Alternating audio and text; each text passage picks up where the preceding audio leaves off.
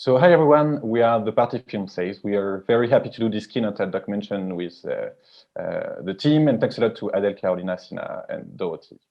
So pre-pandemic, we started a new adventure, a new brand called the Party Film Sales. We merged two former sales companies, DOK.Film International and Jour de Fête, and we teamed up both the catalogues and the teams. And the idea is to keep both companies' DNA. So we are trying to build a line that is quite wide and demanding.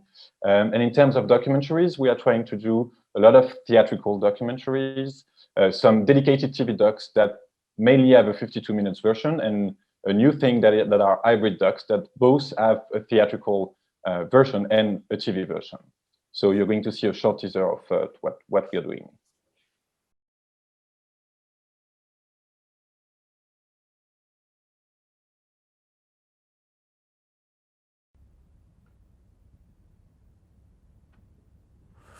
Listen, there comes a moment in a war of this sort when both parties lose the hope of defeating the other.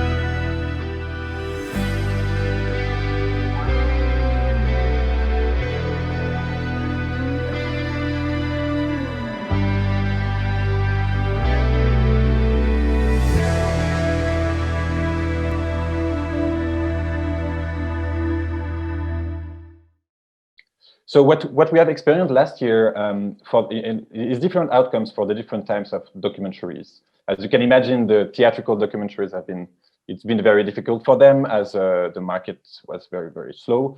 And also, as you of course know, the documentary markets, the theatrical documentary market is quite niche in most of the territories. So it's something that has not been very prioritized by buyers last year.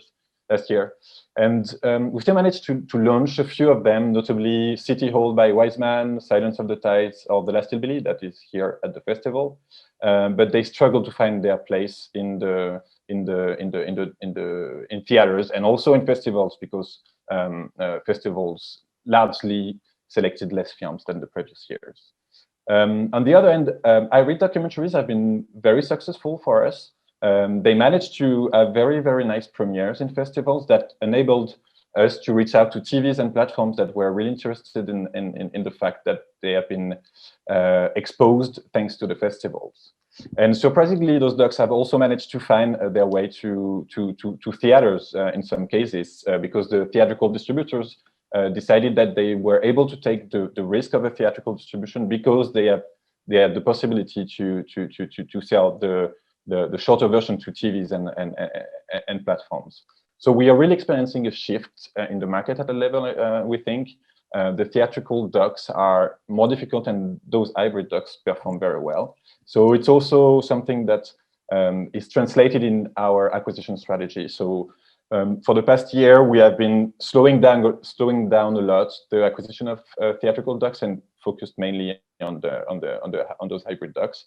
Although we, of course, because it's in our DNA and it is what we like to do, want to continue to acquire theatrical docs when the market will be a little more open. And it's also outlined by the fact that VOD platforms and TVs have been quite flexible the past year. And Estelle will talk to you more about that right now. And it's true that in this strange period, our TV and VOD networks have been a very big and important relay for our films. In terms of acquisition and follow-up, they've been really here, and they still are actually. It took some time during the first weeks after the lockdowns to find the right balance, being at home with the online markets, the conference call. But in the end, it creates new ways of working, and new partnership sets in some ways will remain. And strategically, we rethink our way to communicate with our buyers and our networks with more targeting communications, specific selection of films. We try to editorialize better also, showcasing this specific film or this specific thematics. It allows us also to rework our own lineup. And I think it helped us also keeping the contact with our networks. And in the end, it have a very interesting perspective with the TV channels and the VOD. They have been, and they are very important broadcasting vectors, actually. And that's been very interesting to observe that at some point, we could have observed more flexibility from the platforms and the TV, and also between them. For example, regarding the discussions around the exclusivity or the period of exclusivity and the special opening of films, they feel concerned about their role to spotlight the films, and it was a very interesting and good way to allow this thanks to this flexibility. We can't predict if this perspective will be lasting, but it is reassuring to see, in a way, some support and solidarity inside the industry, which is also the path we'll have to encourage the most. And talking about the VOD, we all see how fastly the VOD market increased. And the numbers from the platforms we are working with, I'm not talking about the big 3 or 4 platforms, but more talking about the independent and niche ones. They can confirm it's been a success. And people were here, actually. They've been an important alternative during all the crises and also right now, offering more diversity in terms of cinema.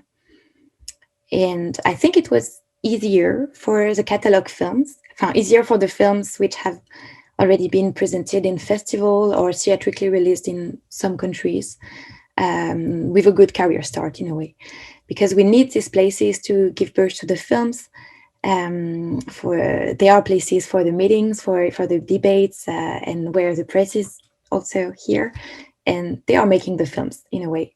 So for unknown films or the films that have not been really presented yet, going directly on VOD, it's very much difficult and also very challenging.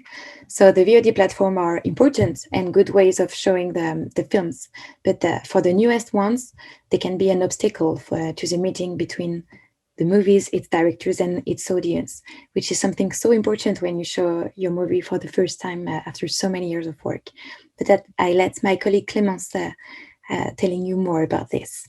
Talking to you today from a more professional perspective, we wanted to raise the question of how much physical events and meetings can be actually crucial for the career of a film and a filmmaker. And it's even more the case for some documentaries whose the core essence is to create an ongoing conversation with the audience, and an audience who feels the need to explore through dialogue some crucial topics they've been discovering in the documentaries. Hopefully, the dialogue could continue during the COVID, thanks to the festivals who kept working digitally and having virtual editions. So thanks to all of them for that. But it's important to underline that bigger platforms, so the 3-4 ones Estelle mentioned earlier, and festivals are not always easy to combine. Of course, these big platforms can give a lot of money to a filmmaker, and at some point of his or her career, it can be very essential to access the best conditions possible. But what about the launch of the film? It's good to know actually that sometimes you're not able to promote the film when the platform decides to launch the film. It can actually be the day after the world premiere of this film. And it puts then a stop to any festival or educational exploitation of your film. The film belongs to the platform, and then they have exclusive rights on it. So it's really something that you have to be aware of when you go into that path. And for those who attended festivals, you know how such experience can be very nurturing and fulfilling. And after years of hard work, it's finally time for the film to flourish in other eyes, and for the audience to experience altogether the film, to enjoy the conversation and the impact of the film that the producer and filmmaker made. So of course, thinking that your film can be watchable by anyone in the world is something very strong, and it's a luck for those who are not able to buy a ticket for a festival or to drive until the next city where the cinemas are.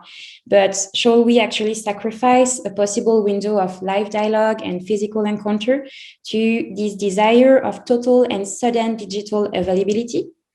As a sales agents, we actually intend to create a space where a balanced exploitation is possible.